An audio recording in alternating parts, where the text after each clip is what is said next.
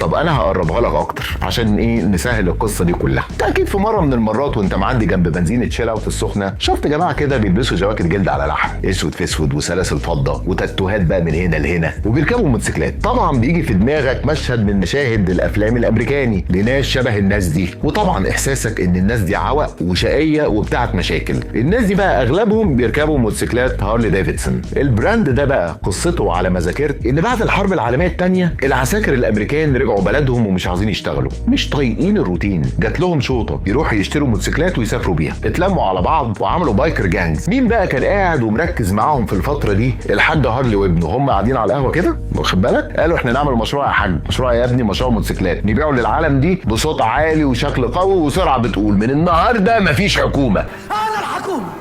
هم بصراحة قالوا all for freedom freedom for all، اللي هو بالبلدي عيش حر او موت وانت بتحاول. هارلي ديفيدسون نقلت هامش المجتمع وعملتهم ترند وخلتهم رمز حرية وتمرد، مش بس موضة او عصابات. تخيل بقى البراند اللي اسمه هارلي ديفيدسون ربط نفسه بشخصية من شخصيات البراندنج اركيتايبس، الا وهو شخصية المتمرد The Outlaw. وده اللي هنعرفه بقى في الحلقات اللي جاية عشان تبقى تجيلي تاني. لو حابب تكمل الرحلة دي ما تنساش تعمل لي سبسكرايب ولايك وتسيب لي كومنت وتدوس على الجرس. انا ايمن انور وانتم كنتم مع صوت البراند.